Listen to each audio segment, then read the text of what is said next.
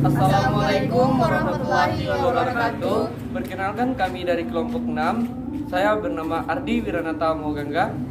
Perkenalkan, nama saya Rahmawati Yunus. Saya Siti Rahmiani Ointu. Di sini kami akan membahas materi mengenai manajemen persediaan.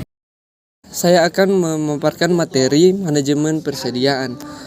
Pengertian manajemen persediaan. Manajemen persediaan adalah kemampuan suatu perusahaan dalam mengatur dan mengelola setiap kebutuhan barang, baik kebutuhan barang mentah, barang setengah jadi, dan barang jadi, agar selalu tersedia baik dalam kondisi pasar yang stabil dan berfluktuasi.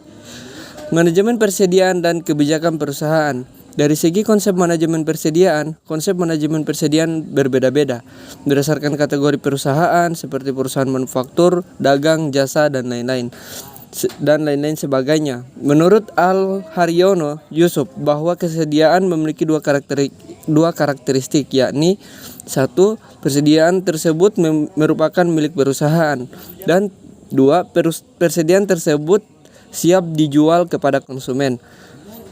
Bagi pihak manajemen perusahaan, khususnya manajemen produksi, bahwa secara umum persediaan itu mencakup 3 bidang, yaitu persediaan dalam bentuk barang mentah, persediaan dalam bentuk barang setengah jadi atau barang dalam proses, dan persediaan dalam bentuk barang jadi. Nah, di sini ada keuntungan memiliki persediaan yang cukup. Menurut Farah Margareta, yang pertama, adanya kesempatan untuk menjual barang. Yang kedua, memungkinkan mendapatkan potongan. Yang ketiga, biaya pemesanan dapat dikurangi. Dan yang keempat, menjamin kelancaran proses produksi. Untuk materi selanjutnya akan dilanjutkan oleh teman saya sebagai pemateri kedua. Saya sebagai pemateri kedua akan melanjutkan pemaparan materi yang dipaparkan oleh pemateri pertama, yaitu model economic order dan quantity. Model Economic Order Quantity atau EOQ merupakan model matematis yang menentukan jumlah barang yang harus dipesan untuk memenuhi permintaan yang diproyeksikan dengan biaya persediaan yang diminimalkan. Rumus untuk menghitung Economic Order Quantity adalah yang pertama itu rumus EOQ sama dengan akar 2 kali D kali OC per CC dengan keterangan EOQ merupakan Economic Order Quantity, D merupakan permintaan tahunan atau demand, OC merupakan biaya pemesanan atau ordering cost, dan CC yaitu biaya penyimpanan atau carrying cost. Variabel dan asumsi dalam EOQ. Secara umum, ada 3 bentuk variabel dalam Economical Order Quantity yang terlihat jelas. Yang pertama, total cost atau biaya total yang merupakan keseluruhan biaya yang dikeluarkan dalam suatu masa yang terjadi.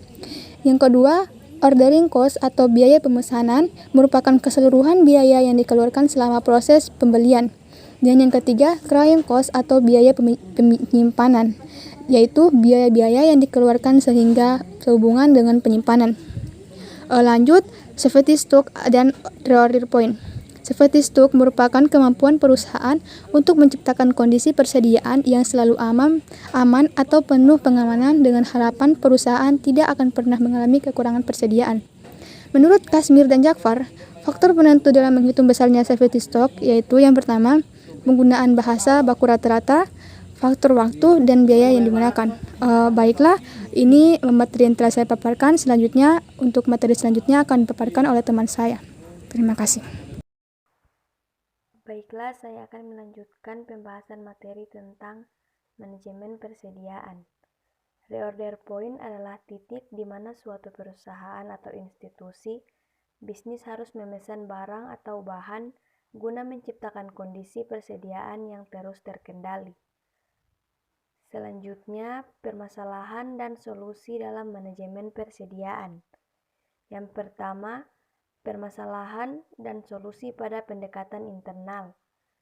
Contoh, manajer gudang kadangkala menempatkan pegawai bagian gudang yang ternyata tidak memiliki tingkat kejujuran yang sesuai diharapkan, sehingga barang yang di gudang banyak yang hilang atau dijual tanpa persetujuan dari manajer gudang. Solusi yang dapat diberikan yaitu, sebaiknya manajer gudang ketika menerima karyawan untuk ditempatkan di bagian gudang tetap dilakukan tes ulang apakah yang bersangkutan memiliki tingkat kejujuran yang tinggi sebagaimana track record dan karyawan. Yang kedua, permasalahan dan solusi pada pendekatan eksternal. Contoh, terjadinya kekacauan politik sehingga menyebabkan terganggunya pasokan bahan baku ke bagian persediaan. Solusi yang dapat diberikan adalah sebaiknya perusahaan memahami peta politik negara tempat di mana perusahaan berdomisili, seperti kondisi politik Indonesia pada umumnya dan kondisi sosial politik masyarakat Sumatera Utara dan berbagai lokasi daerah lainnya. Sekian presentasi dari kelompok kami. Wassalamualaikum warahmatullahi wabarakatuh.